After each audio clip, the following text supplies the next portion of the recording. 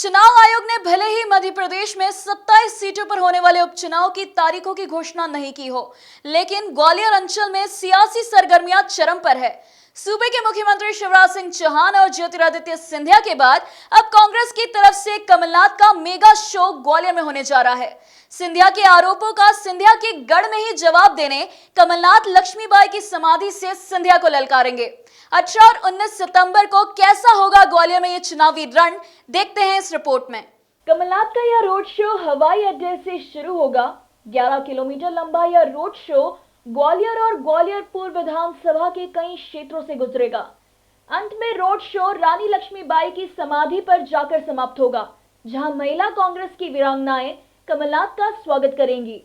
लक्ष्मीबाई के समाधि स्थल से ही शायद कमलनाथ सिंधिया को चुनौती देंगे, क्योंकि जब से सिंधिया ने भाजपा का दामन थामा है, वह एक बार भी रानी लक्ष्मीबाई की समाधि पर नहीं आए हैं। कांग्रेस लक्ष्मीबाई की समाधि के सहारे सिंधिया की गद्दार छवि को भुनाने की कोशिश में है। स्वाभाविक रूप से हमारे कांग्रेस पार्टी के प्रदेश अध्यक्ष आ रहे हैं। पहली बार सिंधिया जी ने जब सरकार गिराई तो पहली बार हमारे ग्वालियर अंचल में उनका एक रोड शो है, तो बहुत ही भव्य रूप से होगा। और सबसे बड़ी बात, हम महिलाएं तो बहुत बेसब्री से इंतज़ार कर रहे थे कि कमलनाथ जी का कब दौरा हो। और ये वो जो रोड शो है उनका एयरपोर्ट से शुरू होगा, और जो इसका समापन है वो हमारी जो वीरता का और बलिदान स्वरूप हमारी हम सबका गौरव महारानी लक्ष्मीबाई हैं, उनकी समाधि स्थल पर जाकर होगा। तो वीरांगनाएं उनका जो स्वागत करेंगी वो देखने लायक होगा।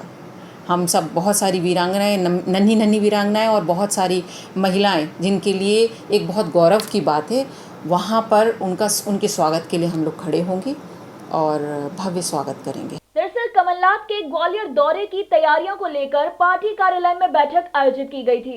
बैठक में पूर्व मंत्री लाखन सिंह, पीसी शर्मा सहित ग्वालियर चंबल संभाग के घोषित प्रत्याशी और दावेदारी कर रहे नेता भी शामिल हुए। आपको बता दें कि आगामी उपचुनाव में ग्वालियर अंचल प्रदेश की राजनीतिक राजधानी बन चुका है, क्योंकि 27 में से 16 सीटें इसी क्षेत्र की हैं, जहां सिंधिया ने अपने समर्थक विधायकों के साथ कमलनाथ को मुख्यमंत्री की कुर्सी से हटाया था। कार्यकर्ता होंगे और इसमें मैं समझता हूं कि कम से कम 1 लाख से ऊपर आम जन और कांग्रेस जन उनका यहाँ पे स्वागत करेंगे। नेक्स्ट डे उनकी प्रेस कॉन्फ्रेंस है, अलग अलग डेलीगेशन से मिलेंगे और नेक्स्ट डे ही 19 तारीख को वो मंडलम सेक्टर और बूथ के 15 विधानसभा 15 और सोलापुर के जो मंडलम सेक्टर के पदाधिकारी हैं उनको संबोधित करेंगे, उनसे बातचीत करेंगे।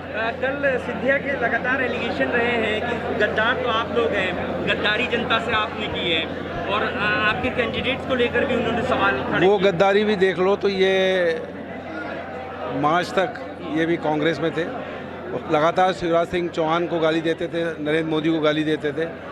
उनसे कहते थे कि शिवराज सिंह चौहान तुम खूनी हो, तुम्हारे हाथ खून से रंगे हैं, क्योंकि मंदसौर में 6 किसानों की हत्या की थी शिवराज सरकार ने।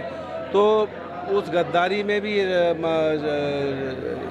शामिल है, उनको हमेशा ये गद्दार कहते रहे। और आज ये चुनाव क्यों हो रहा है? किसी के निधन पर नहीं हो रहा है। बाबा साहब अम्बेडकर ने जब संविधान बनाया था, किसी का निधन होगा, इस दुनिया से चला जाएगा, तब वो चुनाव होगा।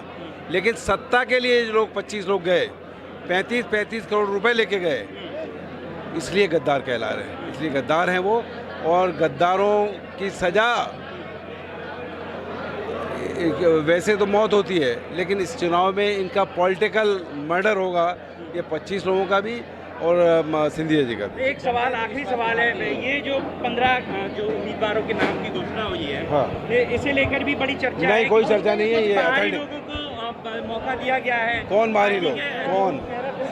सब कांग्रेस ज्वाइन की, कांग्रेस में जिनकी आस्था थी, आस्था व्यक्त की, उन लोगों को दिया गया। और सर्वे टिकट किसी बात पे नहीं दिया गया, जिसका सर्वे में नंबर 1 पे नाम आया है कमलनाथ जी ने, उन्हीं को।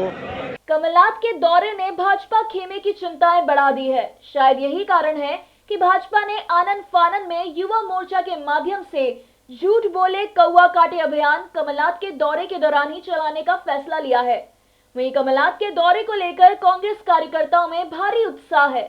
अब देखना होगा कि कमलनाथ सिंधिया के गढ़ में सेंध लगाने में कितना कामयाब होते हैं। ब्यूरो रिपोर्ट, खबरबार न्यूज, ग्वालियर।